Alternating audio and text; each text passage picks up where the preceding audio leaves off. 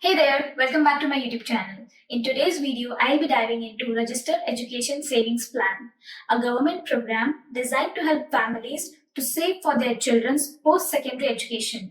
So if you're interested in learning more about RESP and how it can support your educational savings goal, you are in the right place. So let's get started.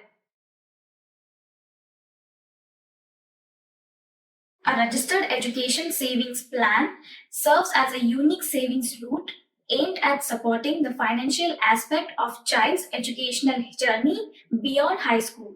This covers a wide array of educational paths, such as schools, colleges, CGPs, universities, and apprenticeship programs. Since it is an educational program, it is slightly different from other registered programs. It involves three entities. Firstly, a subscriber, who can be parents, guardians, grandparents, other relatives, and friends. A subscriber is the one who opens an RESP with promoter. Adults can open RESP for themselves as well.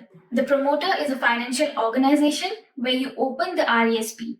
A promoter is responsible for overseeing all contributions made to the RESP and dispersing funds to the beneficiary when they require for eligible post-high school education expenses. And last but not the least is the beneficiary. Typically, a child is an individual who is entitled to receive the funds from the RESP to cover their post-high school education expenses, provided that both institution and the program meets the eligibility criteria. The beneficiary can be a child or an adult. The beneficiary can be a subscriber if it's an adult opening an RESP for themselves. Depending upon the plan type, there can be more than one beneficiary associated with the RESP. Hope that provides you a quick overview of entities involved in RESP. And now that you are familiar with the entities, let's see how the RESP works. When a subscriber opens an RESP, they have an option to request the promoter to apply for benefits to assist in funding their child's post-high school education. If the child meets the eligibility criteria, they might receive one of the following in their RESP. Canada Learning Bond, which offers a lifetime maximum of $2,000. The Canada Education Savings Grant, which can provide a lifetime maximum of $7,200. Additionally, Quebec and British Columbia provide their own provincial benefits. Let's take a closer look at the eligibility criteria and the benefits that Canada Learning Bond and the Canada Education Savings Grant has to offer. In order to qualify for CLB, the beneficiary must meet the following criteria. The beneficiary must be a Canadian resident with a valid social insurance number, named as an RESP beneficiary, born on or after January 1st of 2004, and belong to a low-income family. The chart that defines the family income is displayed on the screen. Feel free to pause the video in order to take a closer look at it. Furthermore, the primary caregiver must have filed an income tax return for each eligible year and should be eligible to receive Canada Child Benefit to qualify for CLB. So how do you know if you're eligible for Canada Child Benefits? Here you go. In order to be eligible for Canada Child Benefits, the primary caregiver must be residing with the child under 18 years old, act as a child's primary caregiver, comply with tax residency requirements. Either the caregiver or the partner must be one of the following: a Canadian citizen, a permanent resident, a protected person, a temporary resident with a stay of 18 months and a valid permit for 19th month, or registered or entitled under the Indian Act. If the beneficiary qualifies for Canada Learning Bond, they may receive a $500 for the first year and subsequently an additional $100 each eligible year until they reach the age of 15, accumulating a lifetime maximum of $2,000 in their RESP. Additionally, the eligible adults born in 2004 or later can continue receiving the CLB until the day before they turn 21 by opening their own RESP. Notably, no contributions are required to receive a CLB, and the CLB amount builds up annually until the December 31st of beneficiary's 15th birthday. The primary caregiver can apply for CLB until the child reaches the age of 17. Once the child turns 18, they can manage their own RESP and claim the CLB until they reach age 20. In order to qualify for Canada Education Savings Grant, the child must meet the following criteria: be a Canadian resident must have a valid social insurance number, must be designated as a beneficiary within an RESP, and be no older than 17 years. It is important to note that the CELB eligibility, the calculation of contribution amount, and the earned and used CESG rule are all determined based on calendar year. The CESG remains accessible until the end of calendar year in which the child turns 17. It is mandatory to make contributions to RESP in order to qualify for CESG. For beneficiaries eligible for CESG can receive a maximum of $500 each eligible year. Additionally, eligible children from middle or low income families may be entitled to receive an additional $100 each year. The total lifetime amount that can be received through CESG is capped at $7,200 until the beneficiary reaches the age of 17. To qualify for CESG, it is mandatory to make contributions to RESP. The CESG adds an amount to RESP based on the contributions made. If deemed eligible, the beneficiary can receive a sum equivalent to 20% of initial $2,500 contributed to the RESP. Moreover, eligible beneficiaries from middle or low income household can receive an additional 10% to 20% of the initial $500 contributed to the RESP.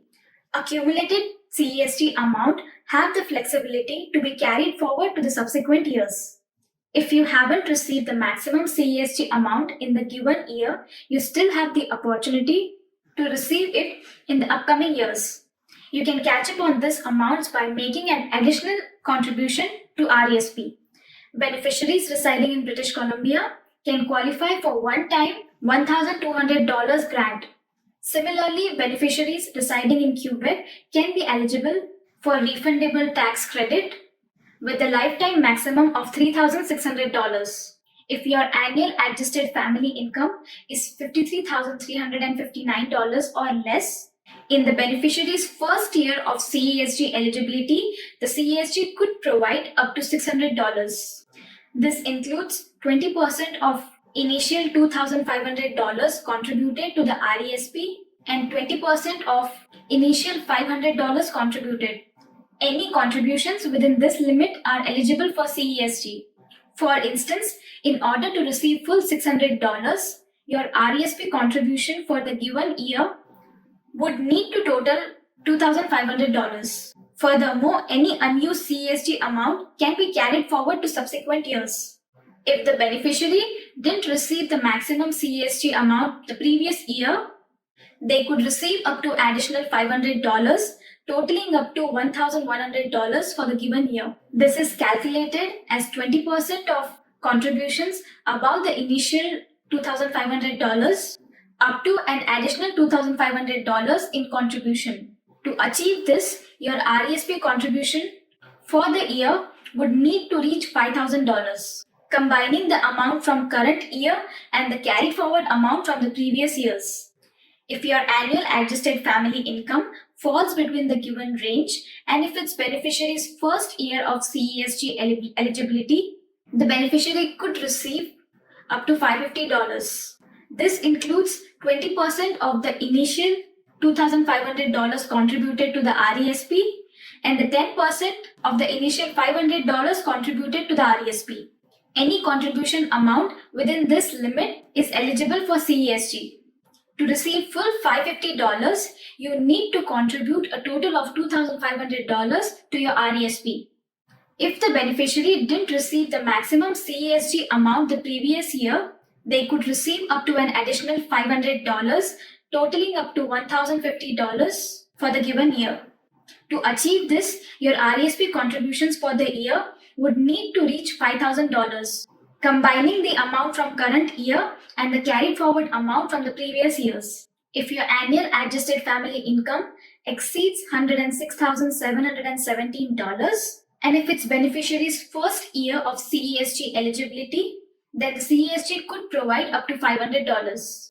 This includes 20% of initial $2,500 contributed to the RESP.